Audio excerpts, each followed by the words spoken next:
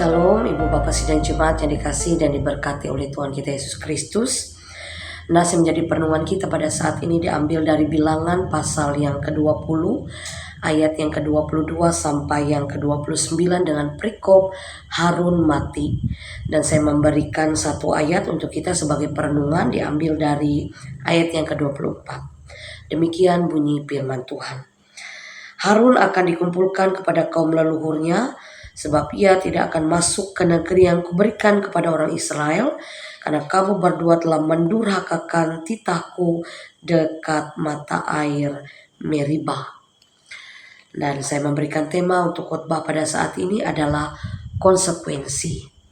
Ibu Bapak Sidang Jemaat yang dikasihi dan diberkati oleh Tuhan, setiap tindakan yang kita ambil pasti disertai dengan konsekuensi, dampak atau akibat yang terjadi atas apa yang kita lakukan. Nah, banyak orang sering lupa Ibu Bapak bahwa ia menghiraukan dampak dari tindakan yang dibuat sampai pada akhirnya ia mengalami hal yang tidak diinginkan atau mengalami hal yang pahit dalam kehidupannya. Nah, mari kita belajar tentang konsekuensi dari tindakan atau kisah hidup seorang Harun pada saat ini. Nah, Ibu Bapak, setelah permintaan bangsa Israel untuk melewati negeri Edom itu ditolak, mereka mengambil jalur lain pada saat itu. Ya, mereka berangkat dari Kades dan tiba di Gunung Hor di perbatasan tanah Edom pada saat itu. Di tempat inilah Tuhan menyatakan bahwa tugas Harun di dunia sudah selesai dan ia akan dikumpulkan dengan leluhurnya. Dan jabatan imam itu akan digantikan oleh anaknya Eleazar. Dan sebelum Harun meninggal, Ibu Bapak Sidang Jemaat, ada pesan penting yang diberikan Tuhan kepada Musa pada saat itu. Mungkin pesan ini bukan sesuatu yang ingin didengar Harun pada saat itu. Ya, pesan ini mengatakan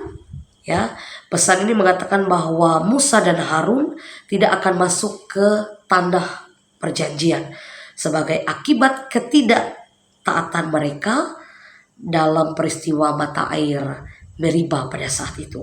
Nah, Musa dan Harun telah melanggar perintah Tuhan dan mereka harus menanggung konsekuensinya.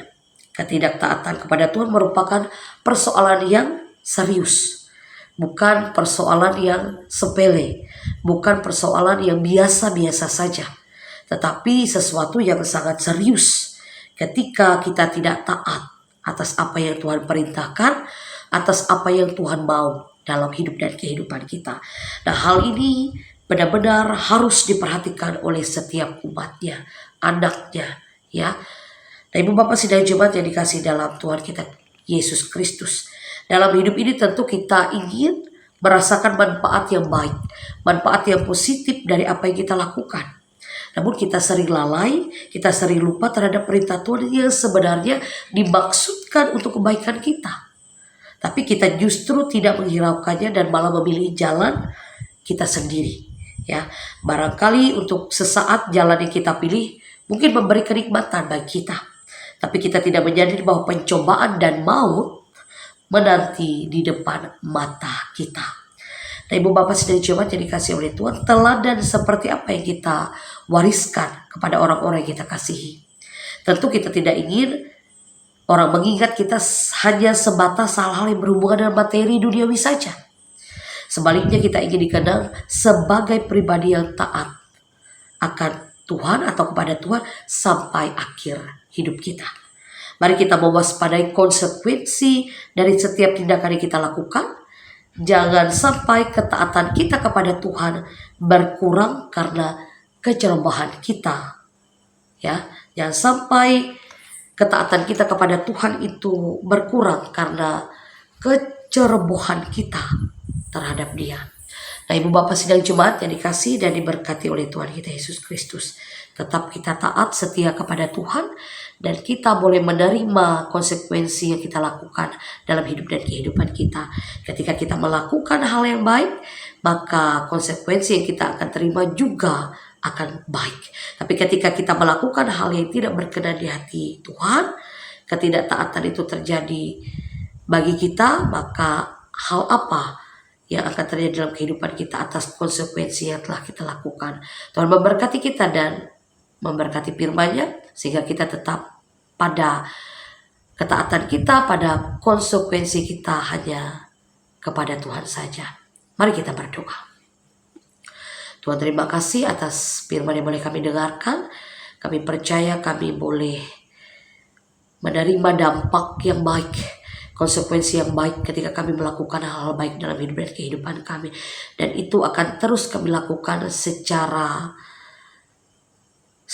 terus-menerus dalam hidup dan kehidupan kami, sehingga kami boleh menerima konsekuensi yang baik.